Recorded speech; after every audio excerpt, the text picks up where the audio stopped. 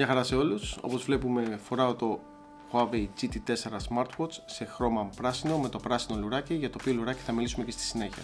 Έχω χρησιμοποιήσει αρκετά smartwatch στο παρελθόν, όπως πολλά από την Apple Watch σειρά, όπως και το Ultra, 2 Galaxy, το Huawei GT2 Pro με το τιτάνιο, ένα Xiaomi, 2 Garmin Phoenix και ένα Polar Vantage. Αυτό που θυμάμαι να έχω κρατήσει περισσότερο καιρό, επειδή με βόλευε στην καθημερινότητά μου, ήταν το Apple Watch Series 8, παρόλο που είχε μια κακή μπαταρία, αλλά και το Polar Vantage 2, το οποίο δεν ήταν ακριβώς smartwatch, αλλά σαν activity tracker σχετικά με την τιμή ήταν πάρα πολύ καλή επιλογή.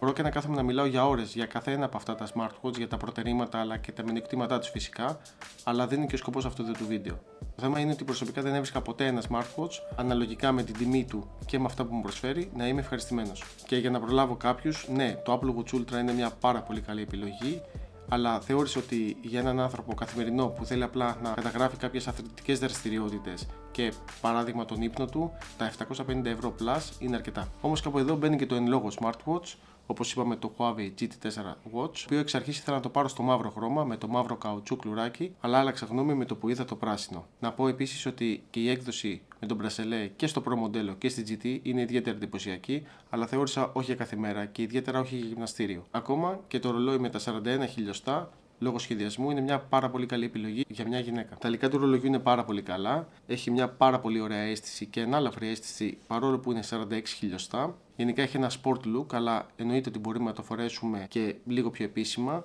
Το συγκεκριμένο λουράκι στο πράσινο χρώμα έχει μια πάρα πολύ ωραία αίσθηση, αλλά και αισθητική. Παρ' όλα αυτά, άμα θέλουμε να το αλλάξουμε, επειδή διαθέτει και την τεχνολογία Quick Release, μπορούμε να αλλάξουμε με οποιοδήποτε άλλο λουράκι θελήσουμε εμείς, αρκεί να είναι 22 χιλιοστά. Η οθόνη φυσικά είναι AMOLED και αυτό σημαίνει ότι έχουμε πάρα πολύ ωραία χρώματα. Τα animation της συσκευής είναι πάρα πολύ ωραία, δεν έχουμε καθόλου κολλήματα και αυτό που μου αρέσει ιδιαίτερα και που συναντάμε αρκετά συχνά σε άλλα smartwatch είναι ότι δεν έχουμε καθόλου μαύρα bezels γύρω από την οθόνη και τη στεφάνη. Έχουμε επίσης και τη λειτουργία Always On Display, αλλά αυτό το οποίο δεν μου αρέσει ιδιαίτερα είναι ότι δεν υπάρχει ύπαρξη αχάρακτου ζαφυριού όπως υπάρχει στην Pro σειρά. Το ρολόι εννοείται ότι είναι επιστοποιημένο με IP68, το οποίο σημαίνει ότι μπορούμε να το βάλουμε σε μια πισίνα, στο ντους μας. Καλό θα ήταν βέβαια να μην το χρησιμοποιούμε στη θάλασσα, διότι λόγω του αλατιού τα ηλεκτρονικά εσωτερικά της συσκευής μπορούν να διαβρωθούν και η εγγύηση δεν μας καλύπτει. Τέλος, υπάρχει και η λειτουργία που βλέπουμε και σε άλλα smartwatch, το Drain, με το οποίο μπορούμε να αποβάλουμε μικροποσότητες νερού που έχουν τυχόν εισχωρήσει μέσα στη συσκευή μέσω του ηχείου μας. Μεγάλο όμως selling point αυτής της συσκευής, όπως διαφημίζει η Huawei, είναι η μπαταρία. Η εταιρεία διαφημίζει ότι το ρολόι κρατάει 14 μέρες, που εν μέρει είναι αλήθεια, αλλά για να είναι αλήθεια πρέπει να απενεργοποιήσουμε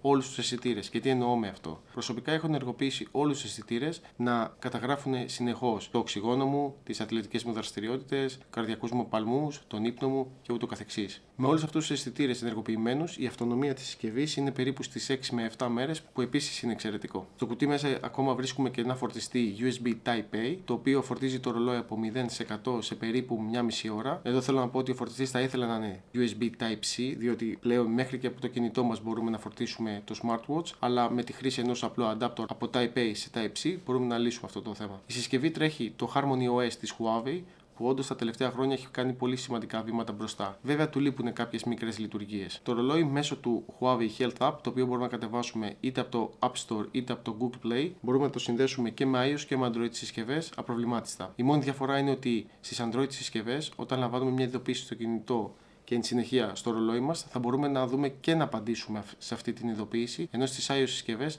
θα μπορούμε μόνο να δούμε αυτή την ειδοποίηση. Ένα αρνητικό όμως είναι ότι για κανένα από τα δύο λειτουργικά, είτε iOS είτε Android, δεν μπορούμε να πληρώσουμε ανέπαφα μέσω του ρολογιού μας. Οι αισθητήρες της συσκευής αυτής έχουν αναβαθμιστεί και όντως ισχύει ότι για αυτήν την κατηγορία τιμής είναι από τους καλύτερους που διαθέτει η αγορά. Ενδεικτικά, μπορούμε με το ρολόι αυτό να μετρήσουμε το οξυγόνο μας, τον ύπνο μας, εννοείται τους καρδιακούς μας παλμούς, μπορούμε να μετρήσουμε τους καρδιακούς μας παλμούς, πώς αυτοί επανέρχονται μετά από μία άσκηση, τη θερμοκρασία του δέρματός μας, αλλά έχει και λειτουργίες για την έμεινο ρίση των γυναικών. Όσον αφορά τώρα τα προγράμματα άσκησης, πραγματικά είναι πάρα πολλά, νομίζω είναι πάνω από 100, οπότε δεν θα έχουμε κανένα πρόβλημα να βρούμε ή να σχεδιάσουμε εξ αρχής το δικό μας πρόγραμμα γυμναστικής. Έχει φανταστείτε ακόμα και λειτουργία για e-sports. Σε αυτό όμως που θα ήθελα να σταθώ στα workout modes είναι το πόσο απλό, κατανοητό και λειτουργικό είναι το interface της Huawei. Όταν κάνεις για παράδειγμα μια άσκηση, δεν σου δείχνει μόνο ποια άσκηση κάνεις ή πόσους παλμούς έχεις, αλλά σου δείχνει και πού εστιάζει. Για παράδειγμα, αν εστιάζεις στην αερόβια, στην αναερόβια άσκηση ή στο κάψιμο λίπους. Κλείνοντας λοιπόν αυτό το βίντεο.